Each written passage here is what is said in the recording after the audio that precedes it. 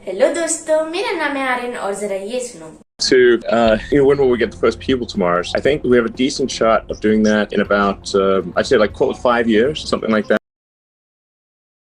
ये है Elon Musk world के थर्ड सबसे रिचेस्ट पर्सन का इंटरव्यू जो लिया गया था क्लब हाउस ऐप पर 1 Feb 2021 को, जहां पे उन्होंने ये साफ बता दिया कि आने वाले 4 to 5 इयर्स में मार्स को एक हैबिटेबल प्लैनेट बनाना है एंड वहां पे ह्यूमंस को भेजना है। एंड यही आप समझ लीजिए कि आने वाले 2025 या 2026 तक मार्स पे इंसानी कदम जम जाएंगे। एंड आप सब लोग अपने मम्मी पापा दादा दादी को जरा थोड़ा मोटिवेट करना कि वो थोड़े साल और जिए, कि जिससे कि वो कम से कम मंगल ग्रह देख ले, क्योंकि उन्होंने भले पूरी दुनिया देखी होगी पर उन्होंने मंगल ग्रह नहीं देखा होगा। तो अब ये इलॉन मस्क के पास इतनी ज्यादा टेक्नोलॉजी आ गई है कि वो इस सारे प्रोसेस को स्पीड में एक्सपेक्टाइज कर सके। एंड अगर हम लोग नासा वालों के साइंटिस्ट के बारे में सुने तो वो कहते हैं कि हाँ, मार्स का हैबिटेबल प्लैनेट बनाया जा सकता है, बट उसके लिए कम से कम 2033 हो जाएगा। अब हम लोग यही समझ लेते हैं कि इलॉन भैया के पास थोड़ी सी ज्यादा टेक्नोलॉजी आ गई है, जिसकी वजह से ये पूरा एंटायर प्रोसेस पूरे स्पीड में एक्सपेडाइट कर पाए। पर ऑब्वियसली यहाँ पे हमें मार्स पे जाना है, कहीं ऐसी वैसी जगह पे नहीं। तो इसके लिए इलॉन मस्क को लगेगा बहुत सारी लक्ष्मी माता की कृपा, आई मीन पैसा। एंड इस चीज को गेन करने के लिए उन्होंने अपने वेल्थ ऑफ 8 Feb 2021 को अपने पूरी वेल्थ का 2% शेयर मतलब $1.5 बिलियन बिटकॉइंस में को परचेज कर लिए। एंड यही नहीं, इलॉन मस्क की कंपनी द टेस्ला मोटर्स अब से पेमेंट भी बिटकॉइन में रहेगी। एंड वो कहते हैं कि उन्होंने फ्यूचर देखा है एंड उनको लगता है आने वाली सारी करेंसीज बदल के बिटकॉइन बन जाएगी। एंड अब क्या आपको ये बात पता है कि अब बिटकॉइन की वैल्यू तब से $60,000 तक बढ़ गई। मतलब जो लोगों ने पहले से ही बिटकॉइन में इन्वेस्ट कर रखा था वो आज करोड़पति बन चुके हैं। तो अभी हम लोग इन सारी चीजों को छोड़ते हैं and let's get on to our today's video titled, how Mars can become a habitable planet. तो आपने क्या कभी यह सोचा है कि ये इलॉन मस्क एंड उन नासा के साइंटिस्ट आखिर हाथ धो के मार्स के पीछे ही क्यों पड़ गए, कोई और ग्रह क्यों नहीं? तो इस सवाल को मद्देनजर रखते हुए जब मैंने अपनी उंगलियों का सही इस्तेमाल किया गूगल पे, तो मुझे ये पता चला कि जिस क्वेश्चन का आंसर मैं ढूंढ रहा था वो कोई आंसर नहीं है, एकदम कॉमन सेंस है।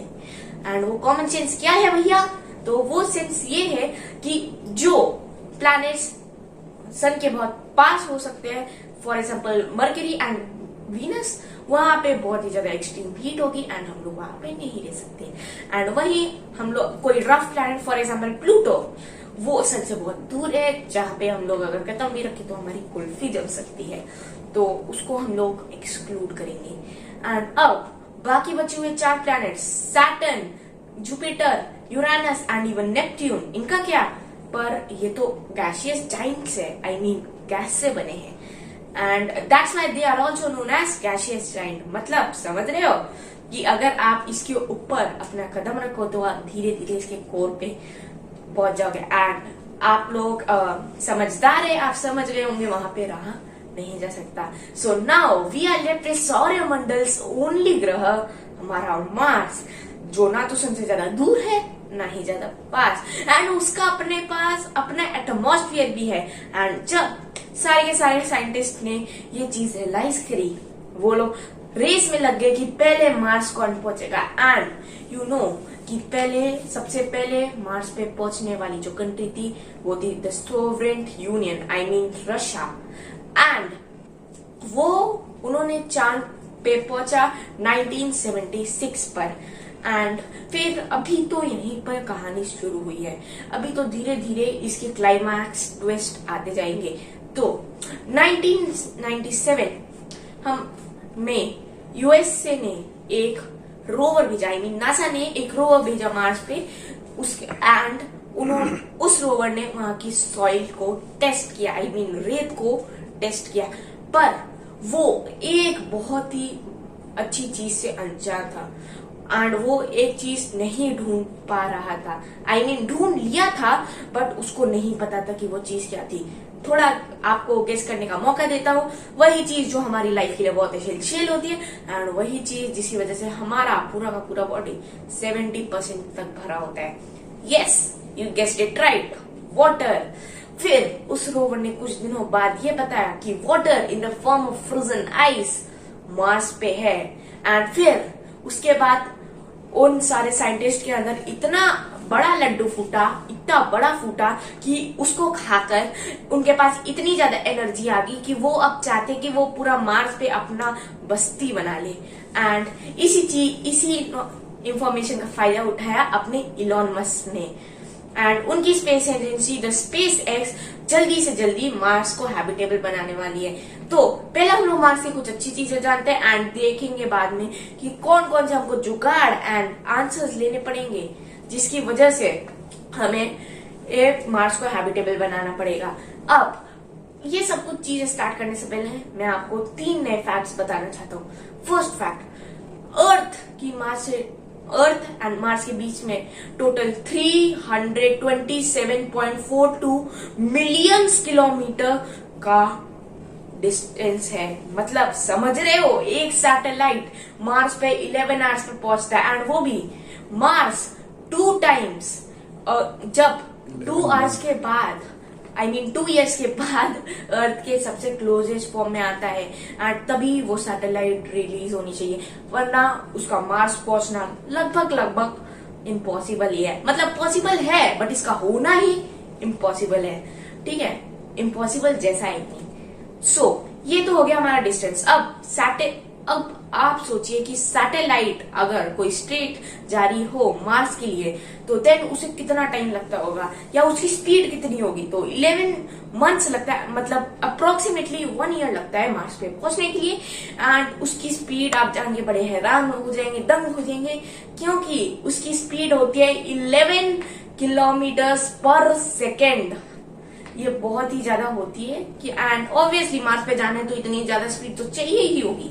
तो अब हम लोग इन सारी चीजों को छोड़ते हैं एंड जरा अपने थर्ड फैक्ट की तरफ बढ़ते हैं। तो हमारा थर्ड फैक्ट ये है कि रिसेंटली चाइना ने ज़ूहू नामक एक अपना सैटेलाइट लैंड करवाया हमारे मंगल ग्रह पे, जो लैंड हुआ था 14 मई को एंड लगभग 1 हफ्ता होने को आया है।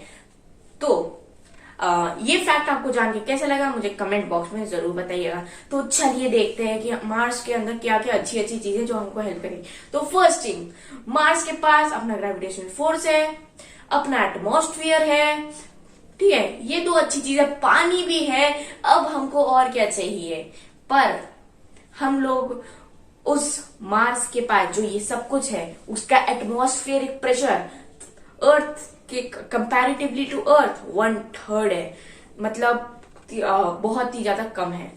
एंड उसके जो एटमॉस्फेयर उसमें ऑक्सीजन ना के बराबर है। एंड यही नहीं, मार्स के पास तो कोई ओजोन लेयर भी नहीं है जो हमें यूवी रेज से प्रोटेक्ट कर सके। मतलब अगर हम लोग वहां पे ऐसे ही पैर रखे तो या फिर हमारे चिथड़े उड़ जाएंगे या फिर हम यूवी रेज हमारे डीएनए को धीरे धीरे करके डैमेज करने लग जाएगा। एंड मार्स के पास तो अपना मैग्नेटिक फील्ड भी नहीं है। अब हमको ऐसे ही कुछ जुगाड़ देखने पड़ेंगे, आई मीन थिंग्स देखनी पड़ेगी जिसके थ्रू हम लोग इन सारी परेशानियों को फेस करें। सो अगर अब आप कहने वाले हैं कि इधर से शुरू होता है the stage 2 of space exploration, so नहीं तो ना मुन्ना ना, हम लोगों ने तो सेकेंड फेज में तभी पहुंच गए थे जब हम लोगों ने मार्स पे पहला सैटेलाइट भेजा था। अब चलिए देखते हैं कि कौन कौन सी चीजें करनी पड़ेगी। अभी हम लोग मार्स के बारे में क्या जानते हैं, उसका एटमॉस्फेयर थिक नहीं है, हमको ऑक्सीजन डालना है, पानी को जिस फॉर्म में है वो कंज्यूम नहीं किया जाता तो उसको मेल्ट करवाना पड़ेगा एंड ऐसी बहुत सारी चीजें, मैग्नेटिक फील्ड डेवलप करनी पड़ेगी। तो ये सारी चीजें अभी जानने वाले। तो सबसे पहला चीज हम लोग देखते हैं। तो पहली चीज ये होने वाली है कि हमको एटमॉस्फेरिक प्रेशर इक्वल करना है अर्थ से। हम लोग क्या करने वाले हैं, तो अभी हमारे अर्थ पे इतना नहीं है ऑक्सीजन कि हम लोग मार्स पे दे सके, क्यों, फिर तो हमको अभी कोई ना कोई स्पेस में सोर्स ढूंढना पड़ेगा जिसकी वजह से हम मार्स पे कुछ थोड़ा सा उसका एटमॉस्फेरिक प्रेशर बढ़ा सके। तो चलिए मेरे साथ इस सैटेलाइट में बैठ जाइए एंड हम लोग जरा चलते हैं स्पेस की सैर करने। यात्री कृपया ध्यान दें, कुर्सियों की पेटी बांध लो क्योंकि अभी हम करोड़ों किलोमीटर पर आवर की स्पीड से चलने वाले हैं। देख रहे हो यूनिवर्स कितना ज्यादा सुंदर होता है। अरे भैया, सैटेलाइट भैया रुको यार, वो हमको मीटियोराइट्स दिखाने हैं, रुक जाओ। वो गोल गोल से दिख रहे हो पत्थर, जिन्हें हम लोग मीटियोराइट्स, कॉमेट्स एंड एस्ट्रॉइड कहते हैं, यही है हमारा सोर्स। क्योंकि ये इसके अंदर नाइट्रोजन एंड कार्बन डाइऑक्साइड कूट कूट के बने हैं। बस हमें इन्हीं सारे के सारे कॉमेट्स को मार्स के ऊपर गिराना है, जिसकी वजह से जब ये वेपराइज फॉर्म में आएंगे, क्योंकि जब वो एटमॉस्फेयर में एंटर करेंगे मार्स में, तब हीट जनरेट होगी एंड वेपराइज फॉर्म में बनेंगे, तब उसका एटमॉस्फेरिक प्रेशर धीरे धीरे बढ़ने लग जाएगा।